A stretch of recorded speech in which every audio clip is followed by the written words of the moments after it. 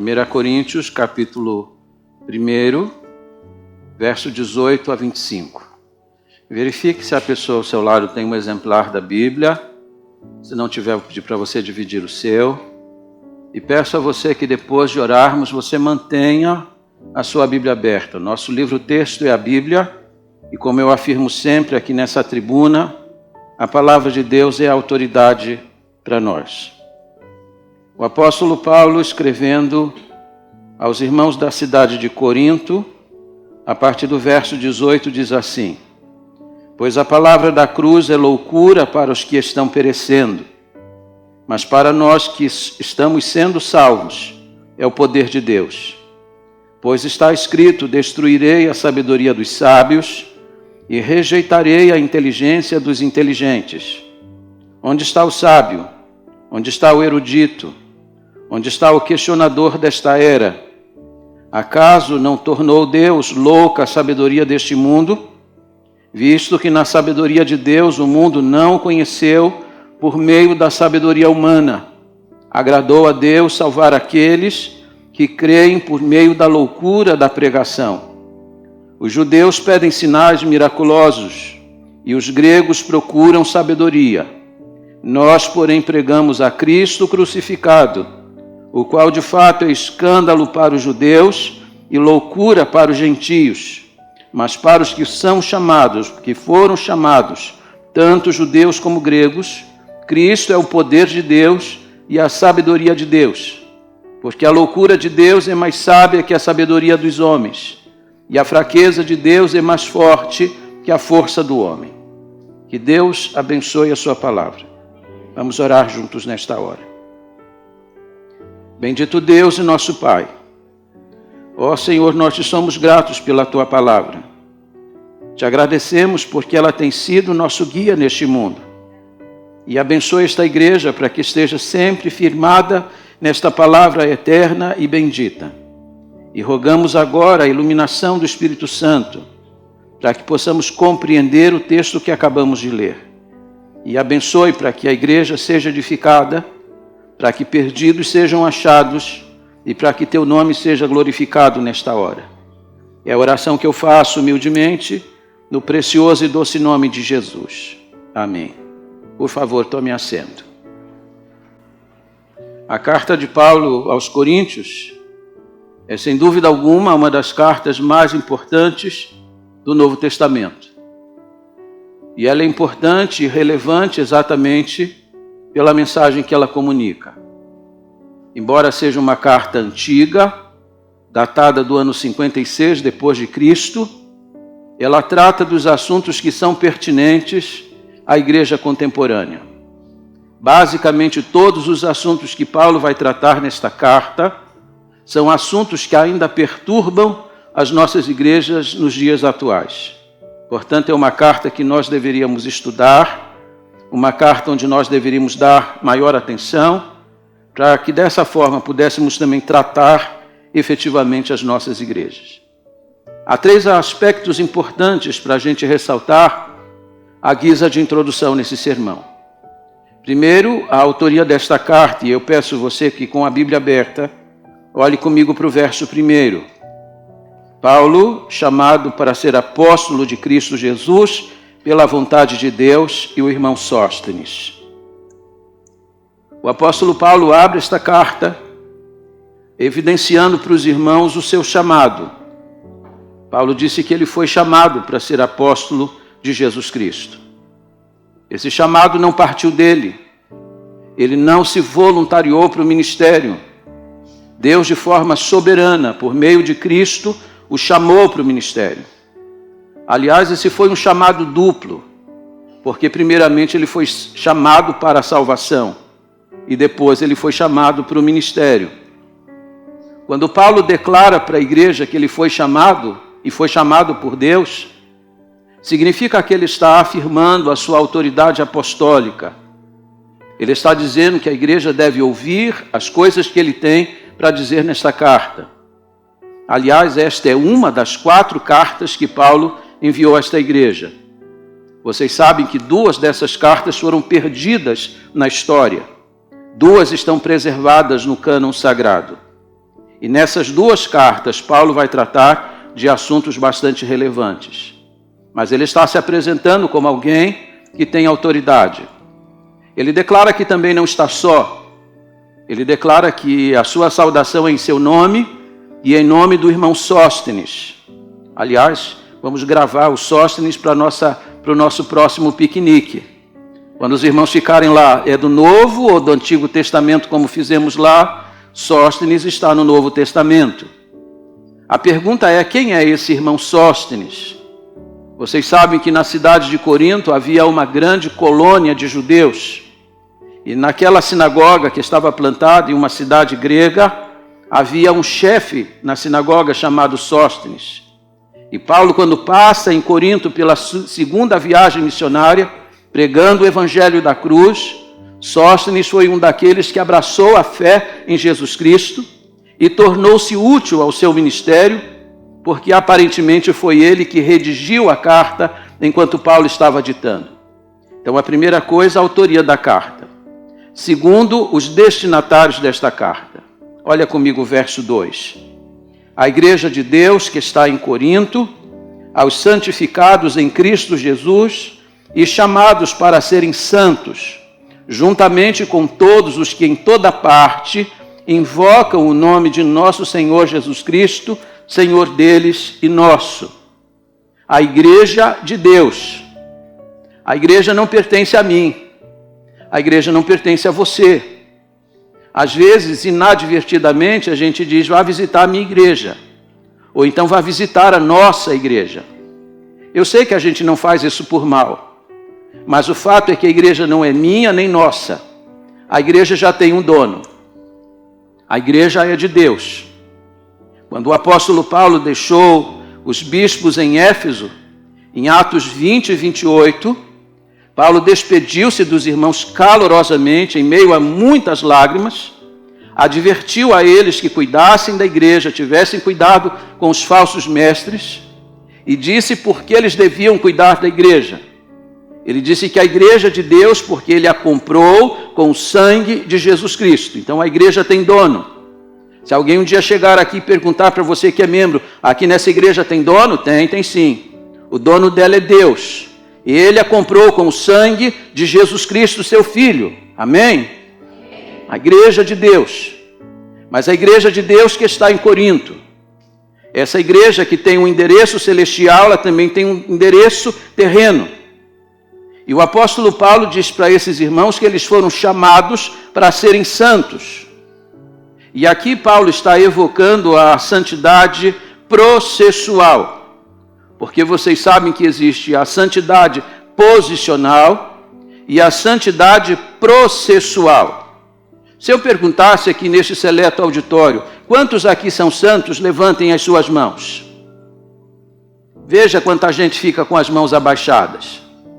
Crentes em Jesus Cristo, mas que ficam constrangidos pelo fato de, será que realmente eu sou santo? Eu acho que eu não sou muito santo. A verdade é que se você creu em Jesus Cristo, e você está alicerçado na fé em Cristo Jesus, você é santo. Não no sentido de que você não tenha qualquer imperfeição na vida, porque os santos de Corinto também não eram perfeitos. Mas essa era a posição deles em Cristo, é a santidade posicional. Mas eles que já estavam em Cristo, que já viviam a santidade posicional, estão sendo lembrados da santidade processual. E isso era um grande desafio numa cidade como Corinto. Corinto era uma cidade marcada por um grande paganismo e pela sua imoralidade. Na acrópole da cidade estava o templo de Afrodite, a deusa do sexo. E lá havia 1000 sacerdotisas cultuais que adoravam através de orgias sexuais. E não bastasse o culto na acrópole que era oferecido a Afrodite, elas desciam ao porto da cidade e então se encantavam com os homens. Não bastasse esse fato, essa era a cidade também de Apolo, onde estava a grande estátua de Apolo, que de alguma forma fazia propaganda do corpo humano e que era um incentivo aos jovens à vida no homossexualismo. Essa era uma cidade tão depravada moralmente, que quando Paulo vai escrever a sua carta aos Romanos, e sobretudo o capítulo 1, falando da depravação de todos os homens, Paulo escreve o primeiro capítulo de Romanos exatamente da cidade de Corinto. Alguém disse que tem a impressão de que ele abriu a janela, começou a olhar a cidade e então ele começou a escrever. Era uma cidade tremendamente pagã e imoral. Mas é curioso que Paulo disse que numa cidade como essa, marcada por tanto pecado, os irmãos daquela igreja estão sendo chamados para serem santos. Isso significa que não importa como está a sociedade, não importa a degradação que está à sua volta, você ainda pode manter-se santo no meio de tanta sujeira. Então Paulo está chamando esses irmãos e lembrando a eles a sua vocação em Cristo. A terceira coisa importante é o propósito da carta. Quando você escreve uma carta para alguém, você sempre escreve com um propósito em sua mente, há uma mensagem que você deseja comunicar. Paulo vai escrever aqui muitos assuntos práticos e doutrinários nesta carta. Paulo vai corrigir vários aspectos da vida desta igreja, inclusive sobre a ceia do Senhor, ele tem observações no capítulo 11. Mas dentre tantos assuntos práticos e doutrinários, o mais importante que Paulo está tratando nesta carta é sobre a vida em igreja, a comunhão entre os irmãos. Olha comigo o verso 10. Irmãos, em nome de nosso Senhor Jesus Cristo, suplico a todos vocês que concordes uns com os outros no que falam, para que não haja divisões entre vós. Antes que todos estejam unidos num só pensamento e num só parecer. O que é que Paulo está dizendo para essa igreja? Observe que ele está fazendo uma súplica veemente. Ele está pedindo aos irmãos para voltarem a serem unânimes num mesmo parecer, a falarem a mesma coisa e a acabarem com toda a divisão no meio da igreja. E a palavra aqui, divisão, é uma palavra muito significativa. Indica um tecido que está sendo rasgado. E Paulo disse, em vez de rasgarem o tecido, mantenham a unidade do corpo. E ele está fazendo isso porque a igreja precisa respirar esse clima de comunhão e cumplicidade entre os crentes. Falem todos a mesma coisa. E a ideia de falar a mesma coisa é de uma sinfonia que está sendo deflagrada ou tocada no mesmo diapasão. Precisamos falar a mesma língua. Precisamos manter a comunhão da igreja. E ele fala isso por um aspecto muito importante. Notícia de igreja corre e às vezes corre para bem longe. Qual é a fama de nossa igreja? Como que ela é conhecida nas cidades vizinhas? Como ela está sendo conhecida no estado de São Paulo?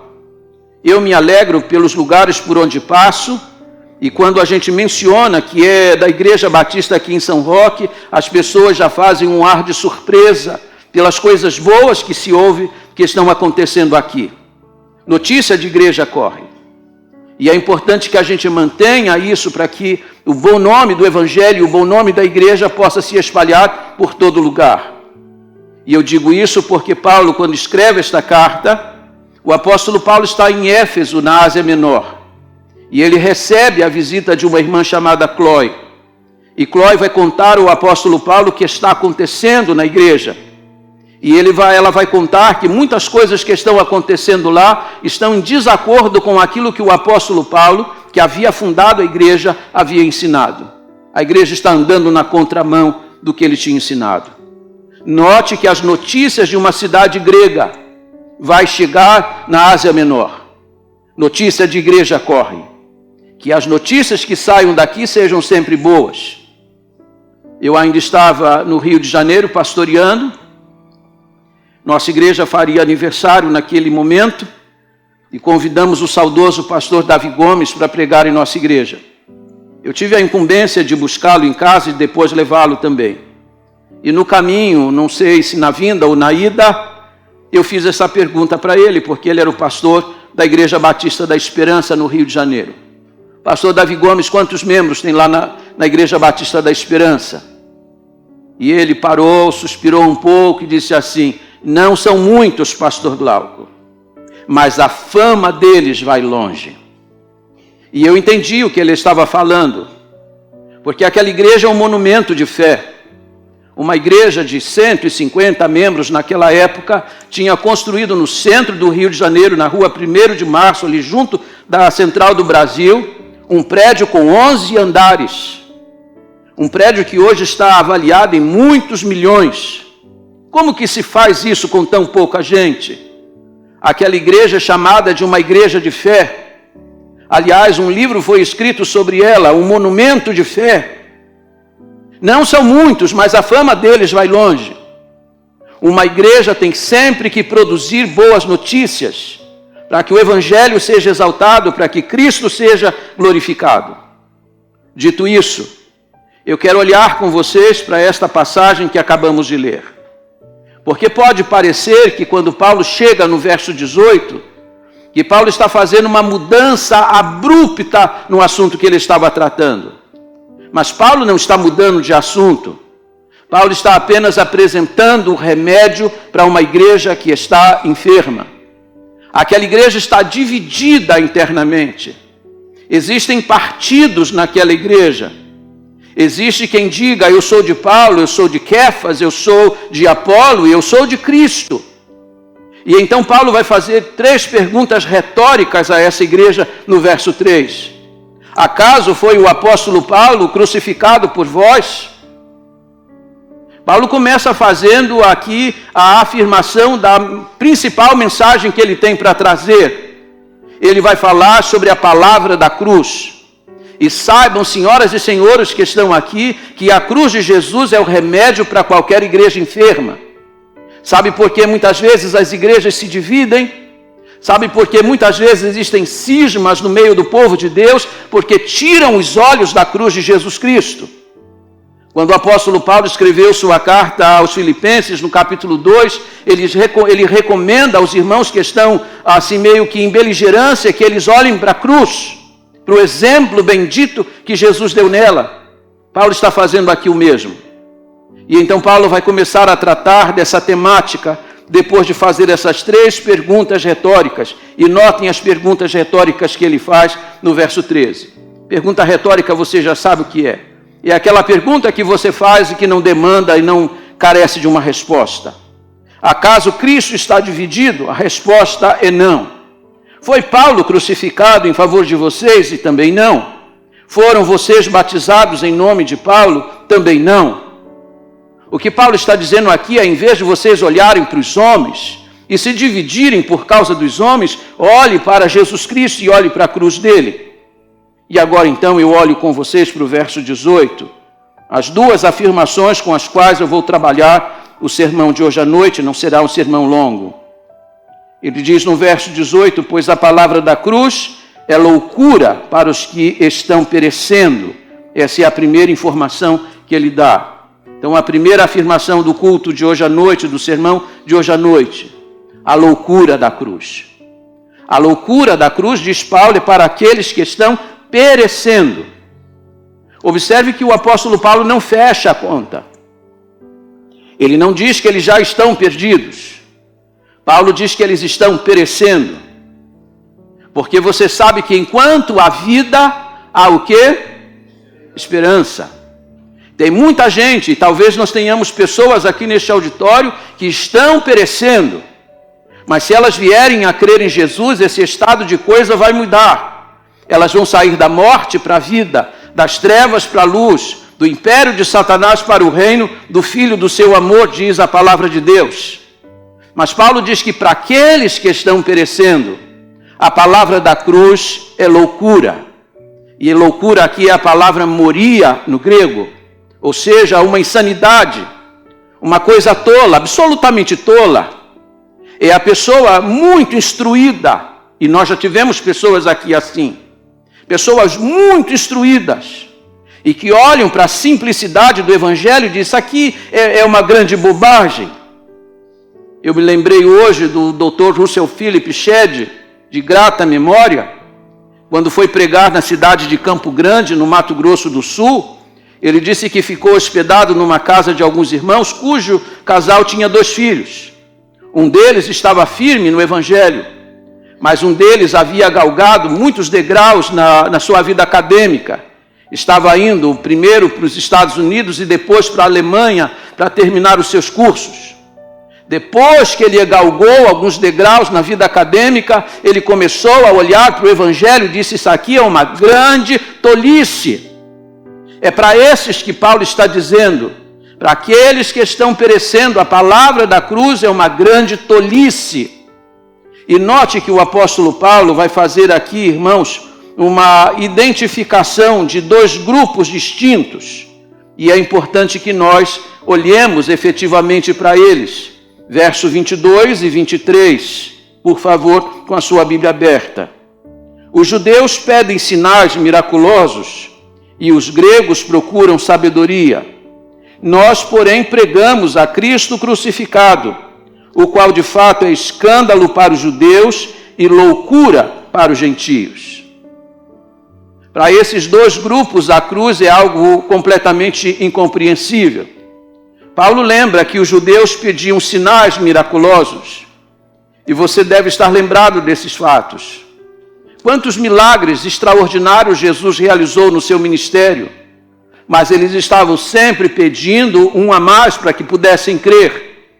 Em Mateus 16, versículo 4, eles dizem a Jesus: faz um sinal para que creiamos em ti. E Jesus vai responder a eles dizendo: nenhum sinal será dado a esta geração, senão o sinal do profeta Jonas. Assim como Jonas esteve 3 dias e 3 noites no ventre do grande peixe, assim o Filho de Deus estará 3 dias e 3 noites na sepultura. Jesus está dizendo que o maior sinal que ele poderia dar era o sinal da sua própria morte. Mas isso acontecia por causa da incredulidade do coração desses homens. Mas se os judeus estão pedindo sinais, Paulo disse que os gregos buscavam sabedoria. Porque eles olhavam para essa mensagem. Você sabe que os gregos se julgavam as pessoas mais sábias do mundo, detentores do maior conhecimento. Quando alguém dizia para eles que Deus queria salvar o mundo através de um crucificado, eles diziam: mas isso é uma loucura, isso não faz sentido algum. E então, para estes, o apóstolo Paulo vai evidenciar aqui 2 versos que estão presentes no livro do profeta Isaías. Olha comigo o verso 19 e depois o verso 20. Porque quando Paulo está escrevendo esses 2 versos, Paulo está evocando as Escrituras quando diz, verso 19: pois está escrito: destruirei a sabedoria dos sábios e rejeitarei a inteligência dos inteligentes. Onde está o sábio? Onde está o erudito? Onde está o questionador desta era? Acaso não tornou Deus louca a sabedoria deste mundo? Quando Paulo escreve no verso 19, destruirei a sabedoria dos sábios, ele está citando Isaías 29:14. E aqui a gente precisa se inteirar no contexto destes versos. Você sabe que o livro do profeta Isaías ele é dividido em 2 partes. A primeira parte vai do capítulo 1 até o capítulo 40, e a partir do capítulo 40, a segunda parte do livro. Note que no verso 29:14, capítulo 29, verso 14, aqueles que eram chamados profetas da época, diante da mensagem que Isaías está trazendo, de que o povo está pecando e Deus vai trazer sobre eles um castigo, pela lógica humana, esses falsos profetas começaram a dizer: isso não vai acontecer. Deus não vai castigar a nossa gente. Não vem castigo nenhum aí. Deus então olhou para os falsos profetas e disse: o que eles estão falando, eu vou mostrar para vocês que é uma grande tolice. Eu vou destruir a lógica deles. Eu vou destruir o pensamento deles. Porque eles estão tentando raciocinar o coração de Deus pela lógica humana. Isso é o que está lá no capítulo 29:14. Quando Paulo diz lá no verso 20, onde está o sábio, onde está o erudito, onde está o questionador desta era? Paulo está citando agora exatamente Isaías 44:25. Porque há 2 movimentos. Enquanto o castigo não vem, os falsos profetas dizem: não vai haver castigo. Quando capítulo 44, verso 25, Isaías escreve, o povo já está no cativeiro. E quando o povo está no cativeiro, eles estão desanimados, dizendo assim, nós não temos mais esperança nenhuma. Nós vamos morrer no cativeiro. Mas Deus havia dito pela boca do profeta que Deus ia libertá-los. Mas os falsos profetas, mais uma vez, usando a razão humana, disseram, não, isso não é possível mais acontecer. E Deus diz, eu novamente vou anular a palavra deles, porque é a palavra do raciocínio humano. O que isso quer dizer em termos práticos? O que a Bíblia está dizendo é que as coisas espirituais, elas precisam do auxílio do Espírito de Deus para serem compreendidas. Capítulo 2, verso 14, a Bíblia diz exatamente para nós, quem não tem o Espírito de Deus não aceita as coisas que vêm do Espírito de Deus, pois lhes são loucura, e não é capaz de entendê-las, porque elas são discernidas espiritualmente. Para uma pessoa que usa a lógica humana, entender a mensagem da cruz é alguma coisa absolutamente complicada. Os judeus não podiam compreender essa mensagem, porque eles estavam na expectativa de receber um Messias poderoso, o Messias que ia desbancar o Império Romano que os dominava. E Jesus apareceu manso e humilde e morre numa cruz. Eles dizem, a cruz para nós é um escândalo. Os gregos, por sua vez, usando a lógica, o raciocínio, diziam, não faz sentido Deus salvar o mundo através de uma cruz. Porque você sabe que nenhum grego mencionaria a cruz em uma conversa informal. Assim como nós, quando estamos à mesa, muitas vezes comendo alguma coisa, e alguém cita ou coloca um assunto lá meio ruim, a gente diz assim, olha, a mesa não, por favor, aqui não é lugar para a gente conversar sobre isso. Numa mesa onde estavam os gregos reunidos, se alguém tocasse na cruz, certamente seria esta palavra, por favor, esse não é um assunto para a gente tratar à mesa. Mas Paulo disse que, contrariando a lógica humana, Deus resolveu salvar o mundo através da cruz. E note que o apóstolo Paulo disse que aprouve a Deus salvar. A iniciativa da salvação não é humana, é divina. Foi Deus que resolveu salvar. E Deus resolveu salvar o mundo, segundo ele no verso 1, através da pregação da cruz de Jesus Cristo. E aqui um desafio para todos os pregadores que estão aqui e aqueles que me ouvem na internet, nunca escondam a cruz. Conta-se de uma igreja que tinha um belo vitral. Eu tenho um sonho ainda, não sei se Deus vai me dar vida e saúde para ver o novo templo dessa igreja, e eu espero em Deus que eu vá ver, e eu espero ter assim atrás do pastor da igreja um grande vitral com uma cruz. E nessa igreja tinha um grande vitral. Mas acontece que o pregador nessa igreja era um homem muito alto, e todas as vezes que ele se levantava para pregar, ele acabava escondendo a cruz. Um dia, aniversário da igreja, resolveram chamar um outro pregador baixinho, que nem o pastor Glauco. E aí, quando ele se levantou para pregar, uma menina cutucou a mãe e disse, mamãe, onde está aquele pregador que quando se levanta, esconde a cruz? Há muitos pregadores hoje escondendo a cruz, mas Paulo disse que ele fez uma opção de pregar sobre a cruz do Evangelho, a cruz de Jesus Cristo. Ele vai dizer isso em 1 Coríntios 2, versículo 2, pois eu decidi saber entre vós, não saber nada entre vós, a não ser Jesus Cristo e este crucificado. A cruz não pode ser escondida, embora ela pareça uma loucura para muitas pessoas. A segunda informação que o apóstolo Paulo dá no verso 18 é que ele diz que a cruz de Jesus, ela emana poder, mas para nós que estamos sendo salvos, é o poder de Deus. Eu sei que em algumas versões diz assim, mas nós que somos salvos, para nós que somos salvos, é o poder de Deus. Mas a NVI diz, para nós que estamos sendo salvos. Paulo não está negando o fato de que nós, na verdade, fomos salvos absolutamente ao crermos. Mas ele está dizendo que Deus está efetuando dia após dia essa salvação, ou seja, nos libertando do poder do pecado. Mas para nós que estamos sendo salvos, é o poder de Deus. A pergunta é, o que Paulo quer dizer quando ele afirma que, usando a palavra poder? Em que sentido a cruz evidencia poder? Ela evidencia poder porque aqueles que têm contato com a cruz de Jesus Cristo são salvos e completamente transformados. Se você puder, com a sua Bíblia aberta, porque Paulo diz assim, mas para nós, ele se inclui. Mas ele diz, incluindo também os irmãos de Corinto, capítulo 6, versos 9 a 11.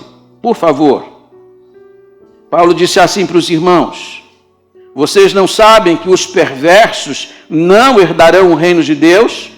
Não se deixem enganar, nem imorais, nem idólatras, nem adúlteros, nem homossexuais passivos ou ativos, nem ladrões, nem avarentos, nem alcoólatras, nem caluniadores, nem trapaceiros herdarão o reino de Deus. E agora veja o que ele disse no verso 11.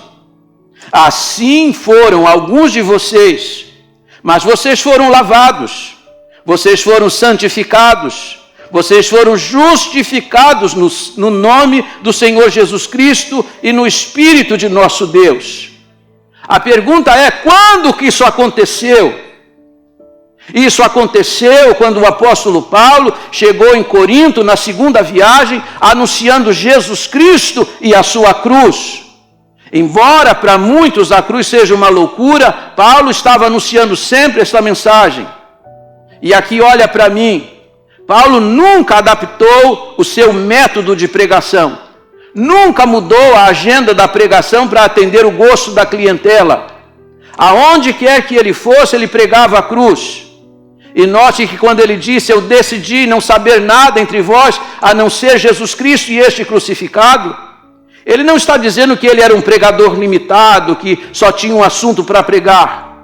Paulo era um homem versado, mas ele sabia que a centralidade do Evangelho está na cruz de Jesus Cristo, e na cruz de Jesus está o poder. Vocês foram salvos, vocês foram lavados, vocês foram justificados. E isso aconteceu quando vocês creram na mensagem deste Cristo crucificado. A cruz é o poder. Vocês foram libertos de uma vida devassa. Vocês foram libertos do castigo do pecado. Mas Paulo disse para nós, ele se inclui. Porque você sabe que Paulo foi o maior perseguidor da igreja. Mas Deus o alcançou. E Deus fez dele o maior pregador do evangelho, o maior bandeirante do cristianismo.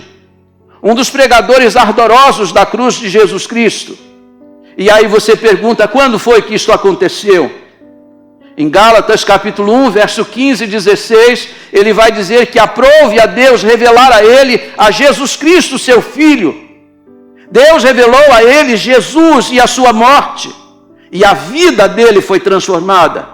Ele foi transformado completamente, não apenas na mudança do seu nome, mas na mudança do seu caráter. E isto aconteceu simplesmente por causa da cruz de Jesus Cristo. Você pode dizer, isso é uma loucura. Você sabe que o apóstolo Paulo não teve muitos problemas na sua vida até que ele começasse a pregar sobre a cruz. Quando ele começava a pregar, as pessoas reagiam imediatamente. Em Corinto não foi diferente, ele foi perseguido nessa cidade.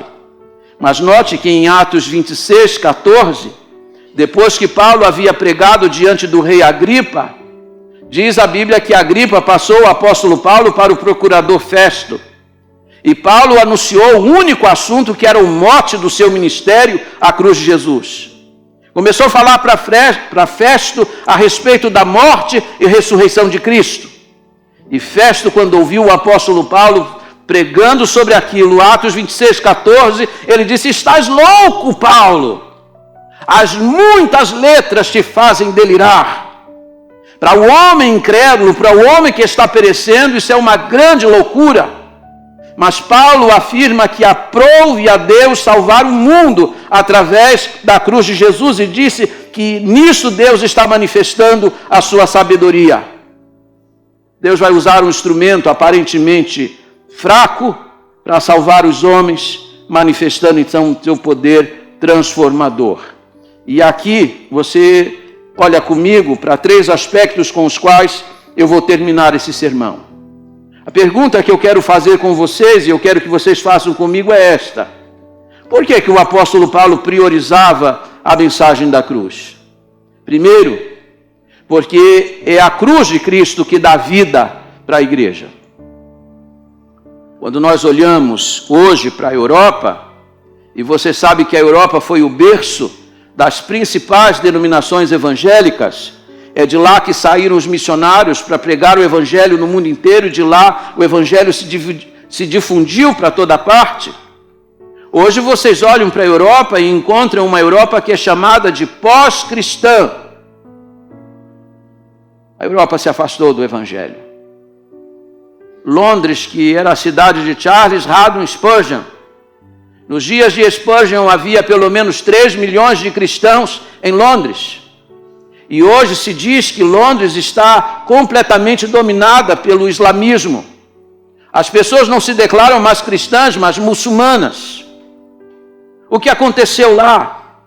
O que aconteceu em toda a Europa? A igreja se afastou do evangelho. A igreja abraçou teologia liberal. Igrejas que outrora ouviam George Whitefield, John Wesley, Charles Haddon Spurgeon, igrejas que anunciavam a mensagem da cruz, começou também a se afastar desta mensagem. E aquilo que aconteceu lá está acontecendo em muitos lugares da América Latina. Quando a igreja se afasta desta mensagem, ela morre. E a igreja lá morreu. Eu posso aqui vaticinar neste púlpito que não demora muito tempo, no Brasil nós vamos vivenciar essa realidade.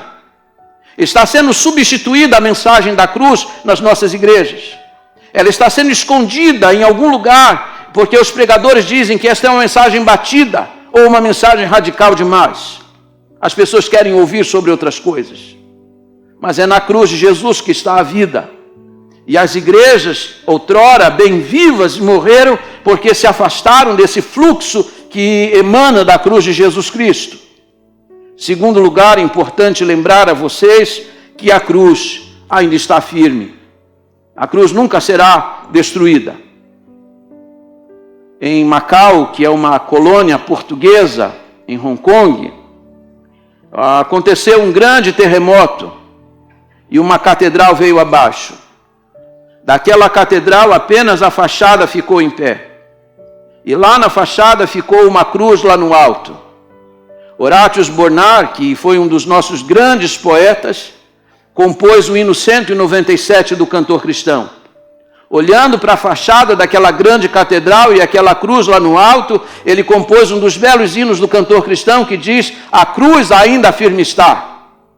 Apesar de todo o terremoto da incredulidade, apesar do terremoto do comunismo e de tantas outras expressões no mundo, a cruz de Jesus ainda firme está e firme ela permanecerá. E em último lugar, a cruz, e é por isso que Paulo pregava sobre a cruz, ela censura, ela despreza qualquer outro meio que você queira usar para chegar ao céu e à salvação. O homem, muitas vezes, olhando para a cruz de Jesus, ele a despreza e ele acha que pode chegar a Deus sem precisar dela. Mas isso é uma grande tolice. Deus salvou o mundo, diz o apóstolo Paulo. Aprove a Deus salvar. Deus quis salvar. E note, ele quis salvar através da pregação da palavra da cruz. Quando Deus decidiu salvar assim, Deus está dizendo que não tem outro meio. Quando Jesus estava no jardim do Getsemane, ele fez uma oração intensa, tão intensa que seu suor se transformou em grandes gotas de sangue. E a sua oração no meio da agonia foi esta: Pai, se é possível, passa de mim este cálice. Mas o cálice não passou. Ele teve que bebê-lo. Teve que sorver até a última gota. E diz a palavra de Deus que foi da vontade de Deus entregá-lo. Sabe por que Deus entregou o seu filho? Porque não tinha outro meio. Se Cristo não tivesse entregue a sua vida na cruz, todos nós desceríamos ao inferno. De maneira que quando o homem tenta chegar a Deus, deixando a cruz de lado, ele está caminhando num caminho absolutamente tolo. Não há salvação fora de Jesus Cristo e da cruz do Calvário, porque nela ele derramou seu sangue e pagou a nossa culpa. Qual é o desafio hoje? Aproxime-se da cruz, porque é nela que você vai encontrar a salvação. Pode parecer para você um grande escândalo, como era para os judeus, pode parecer para você uma loucura, como era para os gregos, mas Paulo disse que a cruz é o ápice da sabedoria de Deus. Deus quis salvar o mundo desta maneira. Então, se você quiser ser salvo, você precisa se aproximar de Cristo e da sua cruz. Amém?